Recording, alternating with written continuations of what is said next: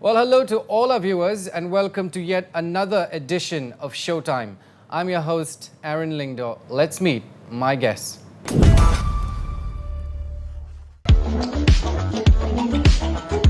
From sweeping multiple state awards and bagging the best feature film at the 67th National Film Awards, to the Pasighat beauty making her Bollywood debut alongside Rajkumar Rao and Bhumi Pednekar, and the only Assamese film to compete in the Asian cinema competition at the 13th Bengaluru International Film Festival. This week, it's all about movies.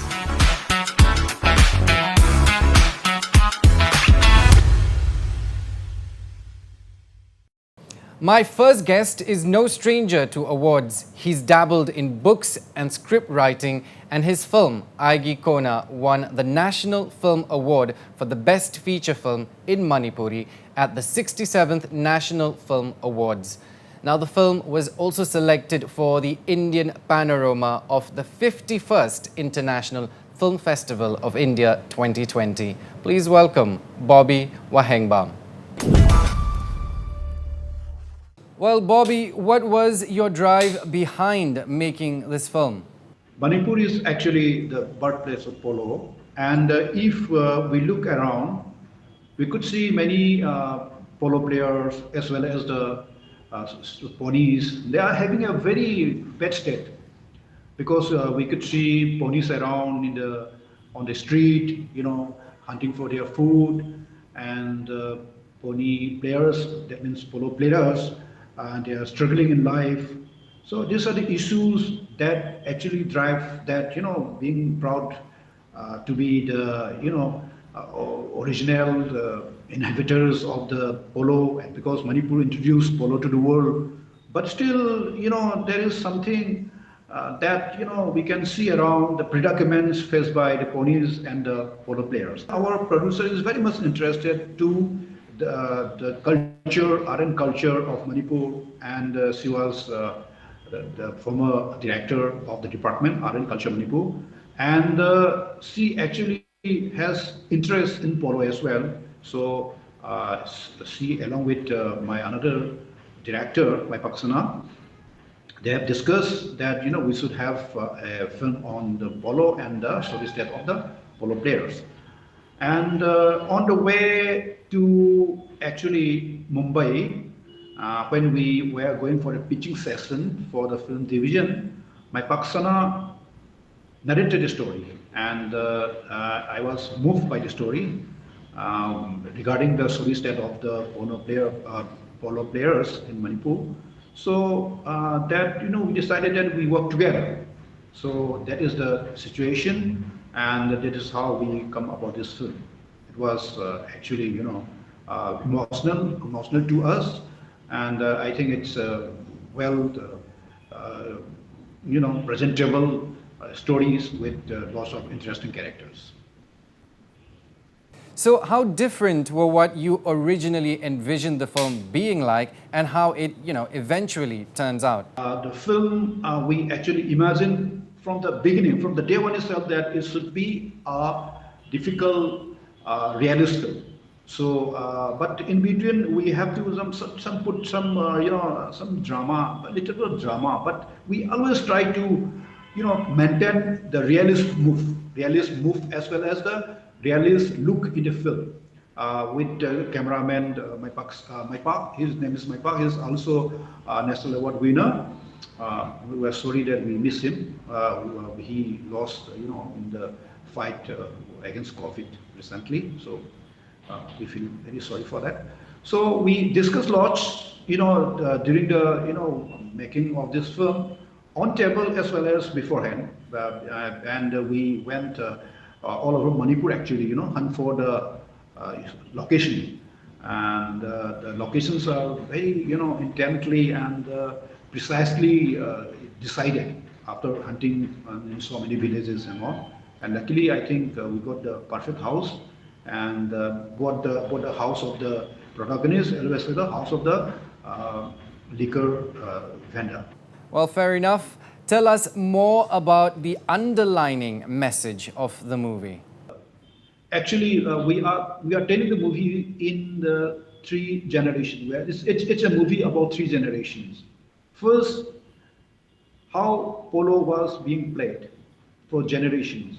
In the first generation, we have talk about the past, how our parents, how the forefathers used to play polo, and the second generation is actually symbolized by the father, who is not playing polo anymore, and his colleague, Thojo, the liquor seller, and his generation, where because of the poverty, they had to live playing polo. So in spite of having so many medals and so many achievements in the game of polo, even teaching polo to the outside world, even going to Kashmir and after teaching such people, then he has to come back and get into selling liquor and all by leaving polo. So his generation is represented by the father and people who actually left polo because of poverty. And the third generation is represented by the young guy. This young boy is very much attached to the pony.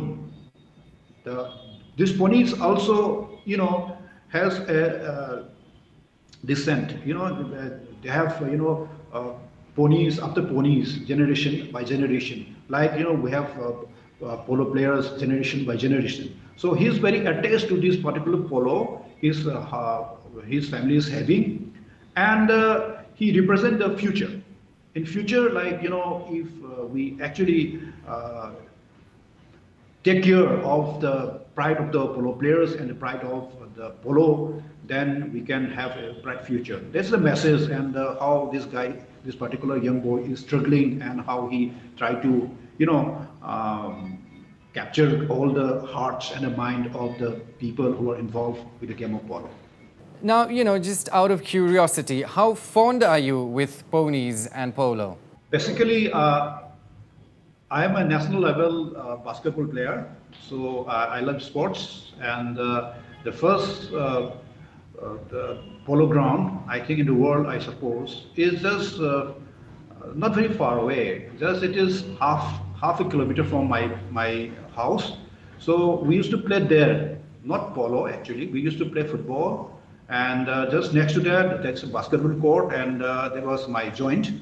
All my colleagues and my friends, we played basketball there very often. And being a sports person, I love film on sports. And the film, of course, is my profession and my life, and it's in my van. And everything, of me is film. And why do you feel the need to highlight the state of ponies and polo players? Filmmaking, when we make film, we also think of subjects which should be interesting to the people outside the state. That means we find very familiar, can be unfamiliar to the outside world. That's what, when we actually hunt for the subject, we hunt for the subject which is very, easily available, and that's happening, and that's way of life for us. But that is something, that is not very common to the people outside the state of Manipur. Polo and ponies, they are, we have a very difficult story, difficult in the sense. It's different because polo is being played by the, royal families and the very rich people, and it's said to be the very elitist game. But here in Manipur, it's very different. It's being played by the common people. It's not by, obviously our kings and prince and all, they used to play polo, but it's common people who are keeping the game alive. So if we go to the villages, and there are pockets of villages where this polo is being played in their common ground, very common ground, very bare ground, and they rear ponies. They will just let it in the field, and they have grass, and they naturally have build themselves up and grow themselves up. And it's a very, we can't just call it wild, but it's domesticated. But in the other sense, they are also going with the nature. So, were there constraints, if at all, working with animals? Making the film is very difficult in one sense, that you know not actually shooting, actually, taking the permissions from animal welfare board and all. That took solid time. It took lots of time, because they think like, using animal must be very difficult and we must have the harmful to the animals and all. But actually, we use only ponies which are being reared by the players themselves. And we also shoot only when there is a tournament. When they practice in the field, we just collect the polo players and they just come and they practice in the field. And it's some sort of a documentary actually. We never attack horses from around, and we don't let animals being done any wrong. We don't harm them at all, I suppose, because all the tournaments are not parents. They are being organized by the state, and it's international tournaments. So we had that opportunity. And in your opinion, as a director, how would you describe the film scenario in Northeast India? See, that's a very interesting question, Aaron, because being a northeasterner, we have very limited market. I think Assam has a good market because of the population. Manipur, Tripura, Mizoram, and even Meghalaya, we have a very, very thin market. It's a wafer thin, and our market is not going to sustain us when we are making films. So we have to look around. We have to look around in the sense that, how can we actually venture into the world market? And before I let you go, is there anything in the pipeline? So as a filmmaker, my next film will be also, on our culture. It's called Love Story of MVP Sari. So that is about the tradition of Sumanglila. Sumanglila is some sort of a touring theater. They tour around the state of Manipur and they perform. And the role of the female character are being played by male. Now it's being represented by the transgender. So it is about their life and their story, where a narrative story is being, fictional story is being played into, in the life of Sumangila. When the perform is, natural and documentary type of shooting we follow, and then we just juxtapose this narrative story, fictional narrative story. Now, apart from directing movies, Bobby is also a cinema critic for People's Chronicle and other local English dailies. Bobby WAHENGBAM, thank you so much. Well, we'll take a very short break now. We will return with Arunachal's own girl making her Bollywood debut. Stay right there.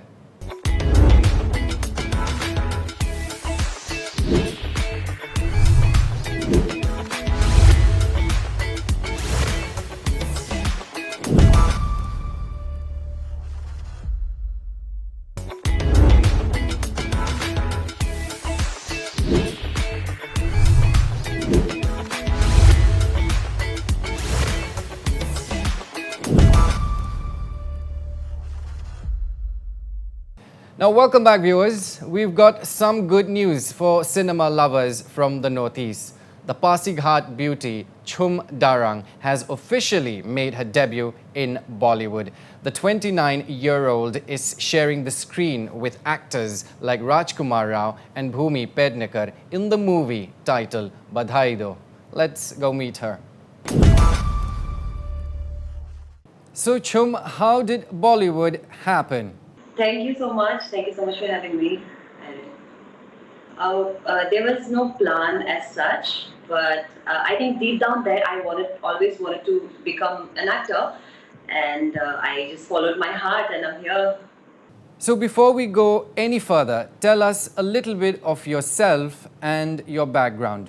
Well, I come from a very small village, which is Mirsam, which is in Pasighat, which is in Arunachal.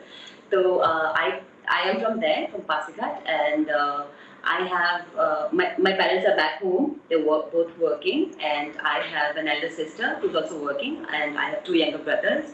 And I did my schooling, graduation, everything from Pasighat, and I was also a teacher. I served as a teacher for 1 year and I left it for my further studies. And then I went to Delhi and then I did my post graduation in tourism. And after that, 2018, I came to Bombay.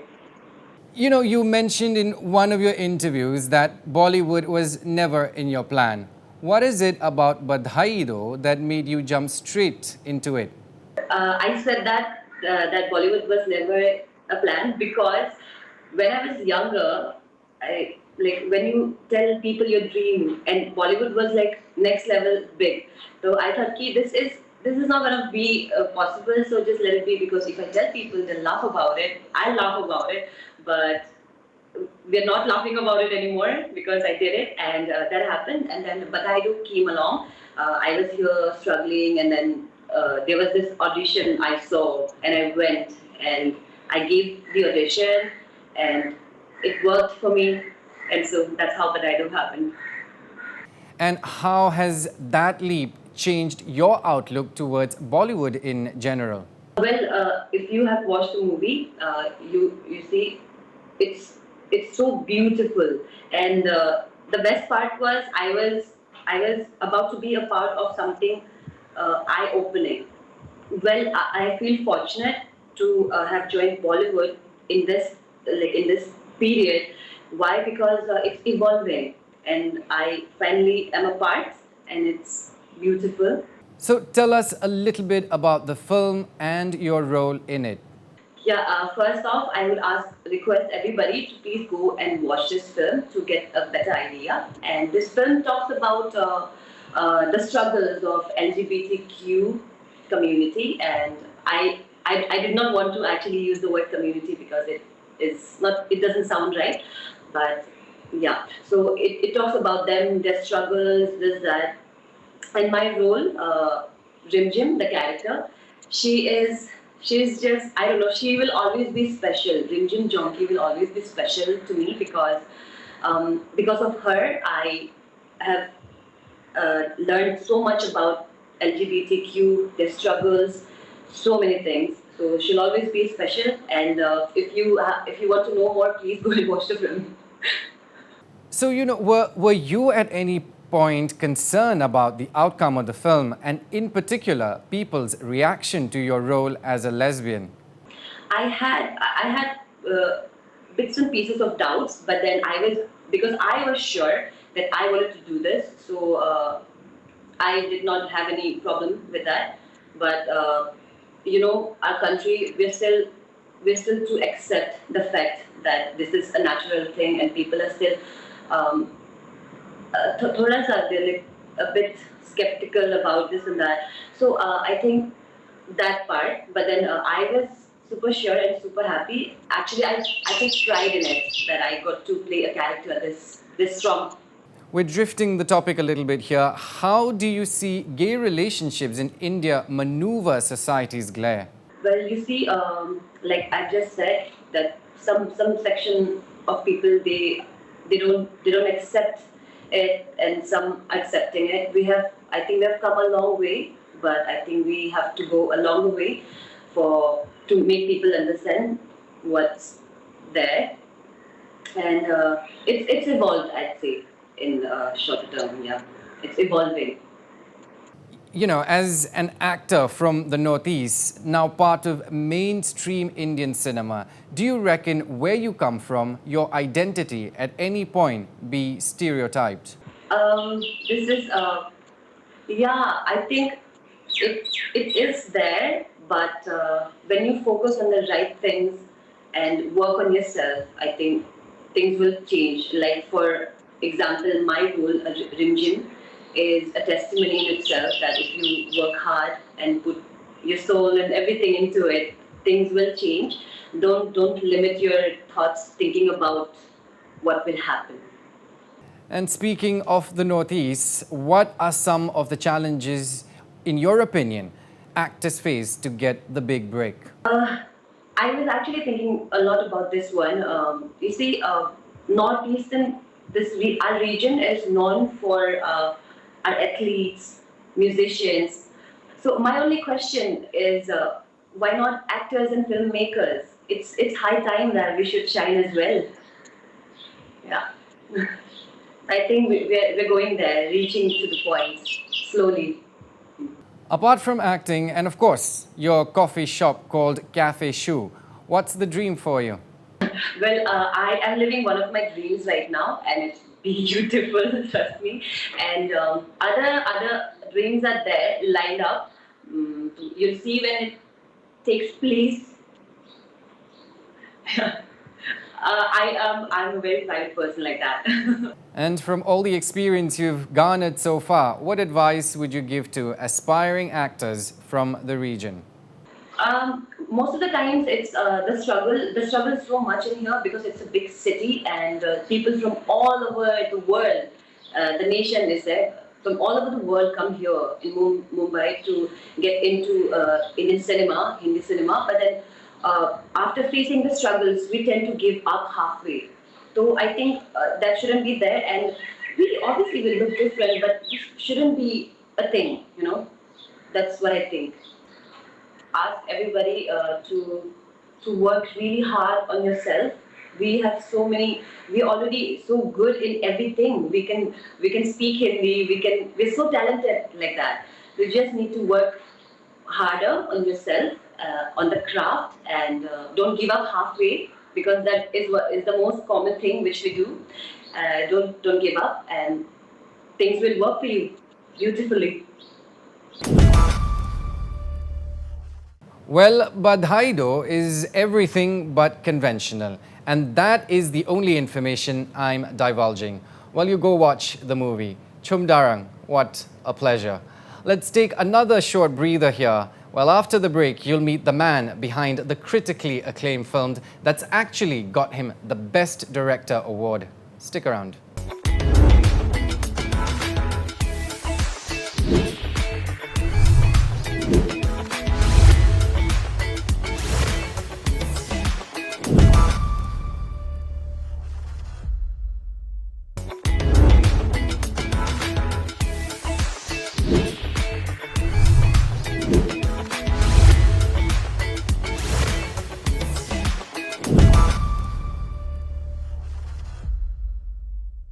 Well, my next guest is the director of the film God on the Balcony that became the only Assamese film to compete in the Asian cinema competition at the 13th Bengaluru International Film Festival. I'm very thrilled to introduce BISWAJEET BORA. Now BISWAJEET, before we go any further, walk us through your artistic journey. Actually, it is long back. I started my journey in 1999, and I wanted to be an actor. And I was looking for I was doing lots of theater and plays and everywhere. And in between, actually, there are a couple of Assamese films like Jobone Amoni Kare and that other films. So I thought of actually becoming an actor. But during that process, I came to Guwahati and I was looking for a job to make an entry in the Assamese film industry. But no one gave me a platform. So it was a very frustrating days. So in between, someone told me you just go to Mumbai because that non-linear editing is happening in India. So better you go there, and we are looking for non-linear editors in Guwahati. So during that process, and I came to Mumbai, and I started my journey as an assistant editor in a studio. So during that time, actually, I was no dream or nothing. So I was looking for only to have to get a job and getting some money. That's it. But after meeting Janu Barua, and that everything changed my life, and so I started dreaming life. And second thing, I could visualize the stories, or I could write stories. So it that way actually it happened. And after that, working with him was an amazing experience. And I was working with him for almost 7 years. Then I decided to make my own film in 2007. That was called 8,000 Firefly Sparkle, Azad Jonakir Jilmil. So that film went to a couple of film festivals, and after that, everything, that journey, it's still going on, and lots of activities, lots of films I made. So it is like that. Okay, I will start with God on the Balcony. It is a movie based on a news report you read a while ago, and you said in an article that you were disturbed by it for a long time. Give us some context. Initially, few years back, I just saw a newspaper article, not newspaper article. There are couple of news channels. National news channels. They covered that particular incident, because that Urissa's Dana Mazi, who I think around 10 kilometers, he had to carry his wife's dead body on his shoulder. So that particular, it disturbed me a lot for a long time. I kept that incident inside my heart, and I was so disturbed by that particular thing, because so I could connect to that incident in Assam, because I was born I am brought up in Assam only. So there are lots of stories since childhood I have been noticing, witnessing these kind of stories out there. So people are suffering in different ways due to negligence and underdevelopment. But very few care about their poorness, or about their pain, and in many ways. So that those people are they are still struggling to get the roads connectivity, that floods, wild elements, that other things. So I felt that this particular subject will touch the audience, and that raise many questions, especially the whole world. So I wanted to take that stories to the whole world, and now that film has been appreciated all over the world. So I am actually glad, that people are liking this film. Now, your latest film, Boomba Ride, talks about how education can play a huge role in transforming people's lives in rural areas. Tell us more about that. See that I was born and brought up in Assam, as I mentioned earlier. So I know these places, especially in rural places, and their behavior. I particularly know all these things. So I have witnessed this kind of stories, whatever we have portrayed in the film, the Boomba Ride, regarding that, especially about rural education, we are trying to show through the film. So that in government schools, if you see that in Assam particularly, or maybe in rural areas all over the all over that other parts of India, so they are not taken seriously. So I am not saying here if you development in a that constructing buildings or midday meals or providing school books or something. I am talking about their that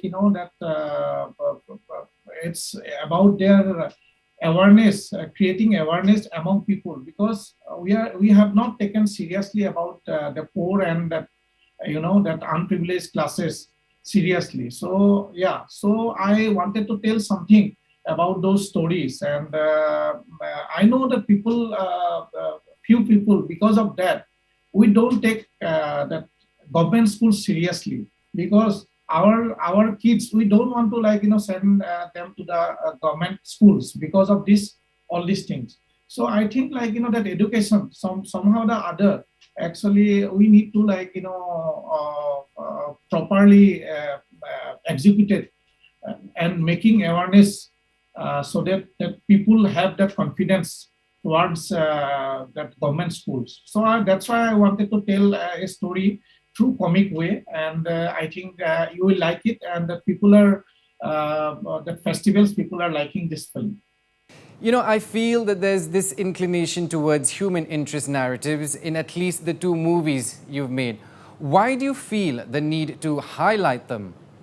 See, as a filmmaker, if I say that we have a that tendency of observing things around us in day-to-day life, or maybe through books, or maybe you are telling a story, or I have seen some kind of events through the news channels or something, and it sometimes it motivated us, or maybe sometimes it strikes us to make something, or as a filmmaker, because I have the medium only to raise voice or telling something through my platform.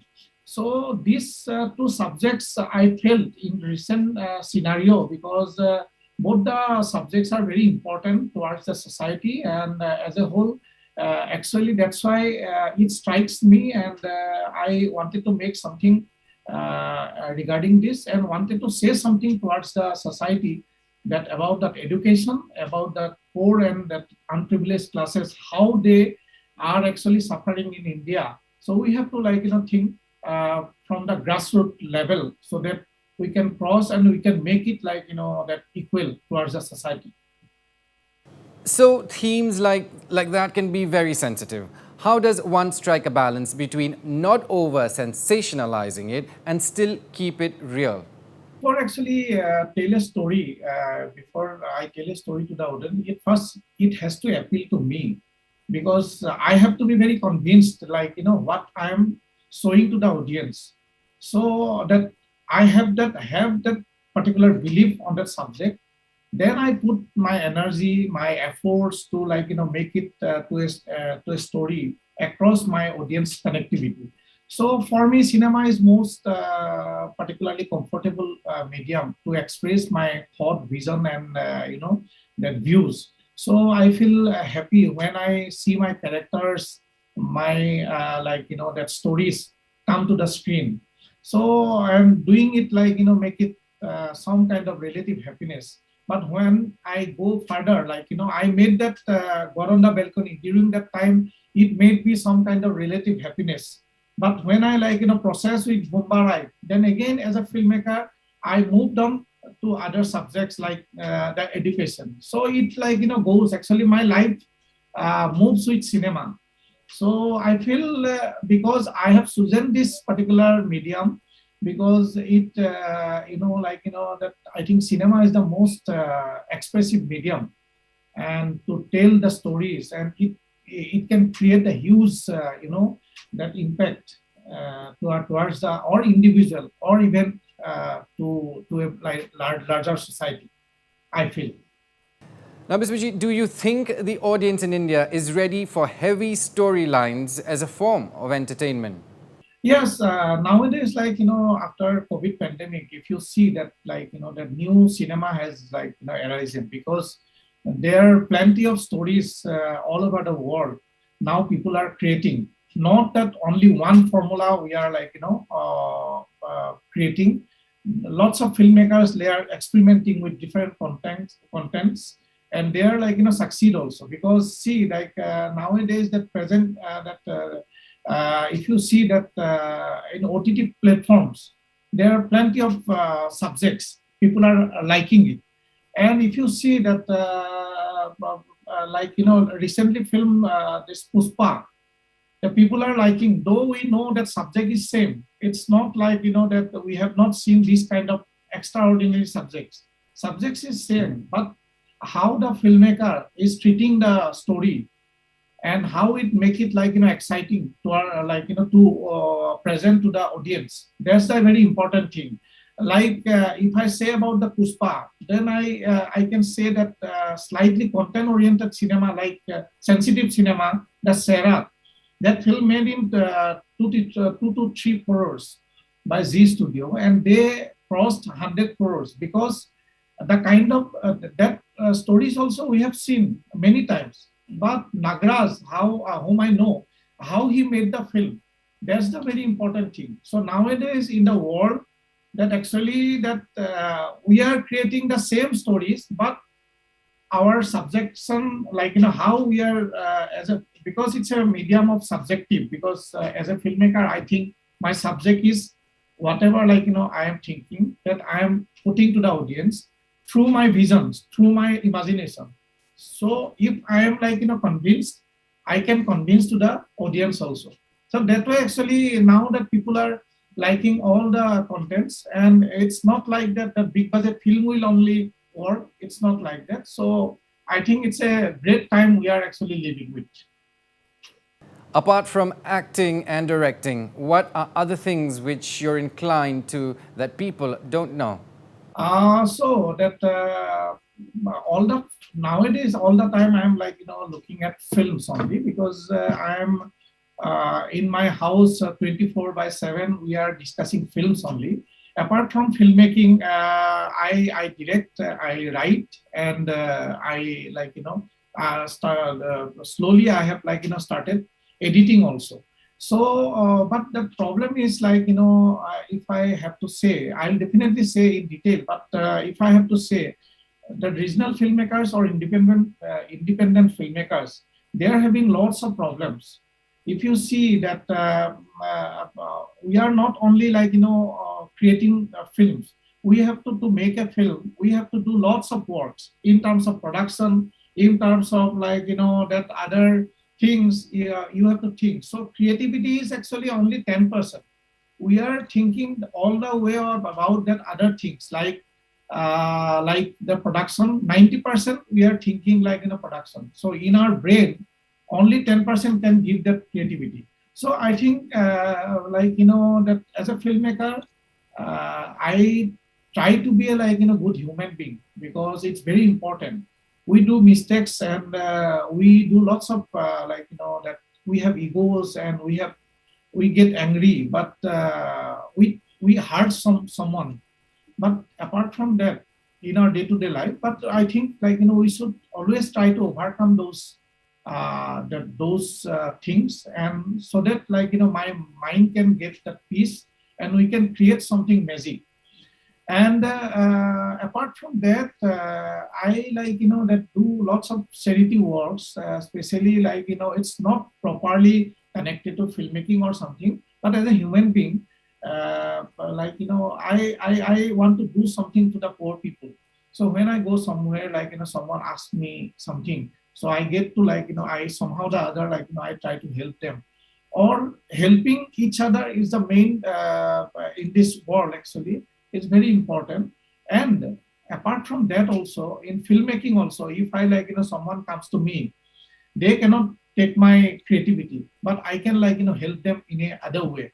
So it's a collaborative process, and we are living in a world with people, so we have to connect with the people, and we should help people. Yeah. And what are some of the advantages and disadvantages of being a filmmaker from a small town? Yeah, a small town means, if I have to say it's if you can say independent filmmaking. So now that independent filmmakers, they struggle a lot to make a film, to convince the filmmaker, the producer. It's very difficult, because the producer, independent filmmakers, they don't want to back the film, because they always think that making a film with independent filmmakers are always a risk. Definitely, they will think that, because we don't have platforms in India. See, if you see that independent filmmakers, they have to struggle to get a finance from a financer or a producer. They do all the work from taking the finance till the end of the release. So they do all the things. So, based on your experience, how do you perceive the film industry in the region, particularly the place where you come from, Assam? We don't have proper strategy in India, because if you see that all the regional filmmakers are suffering a lot. And especially if I say, I have to tell that Assamese films are suffering a lot, because we don't have a platform. The government is giving platforms National Award or Indian Panorama, but they are they are like, giving you that respect that it's a prestigious award or this thing, but without like, that recognition is not like, you cannot survive with recognition. To survival, to get the like, that some kind of like, monetary help or something, the government doesn't have anything like, that plans. So I would say that OTTs, if you say in Assam or Northeast as a whole, OTT platforms like Netflix, Amazon, then other OTT platforms, the national OTT platforms, they are occupying around one to almost like, 1 crore something, but they don't have any content to show, because we have plenty of contents in Assam, but they don't want to like, take those regional contents, because they feel like, those are regional contents. So I would like, tell to the government of Assam, if they like, impose something like, you have to take some 10 Assamese films in a year, maybe 5 Assamese films. Otherwise, we are making films, but there is no platform to make like, to release the film. Who are your favorite Indian actors and why? I have like, a couple of filmmakers whom I like, that Raju Hirani, Sanjay Leela Bhansali, then Vishal Bhardwaj. Those are, and lately this Sukumar and Rajamouli. I like their contemporary work.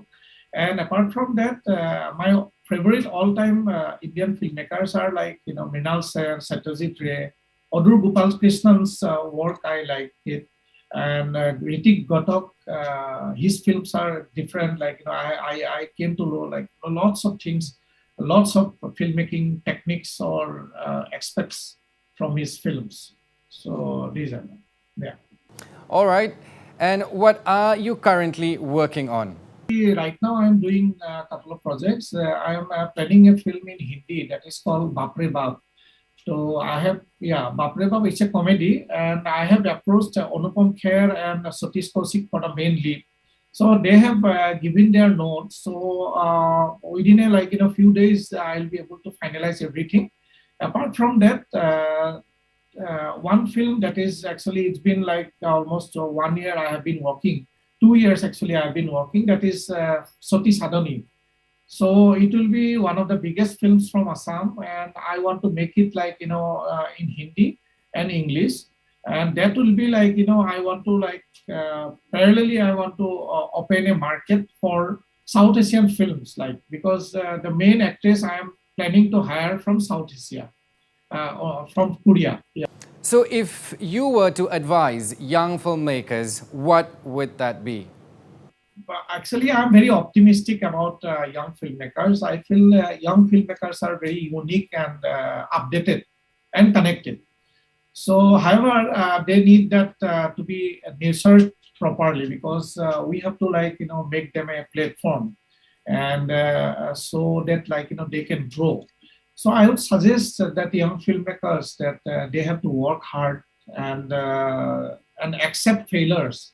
Very important, because we don't have patience to like, accept failures. So it should be like, they have to grow, accept failures, not to get frustrated, and they should like, dream big. And they should know that we have plenty of, stories from Northeast.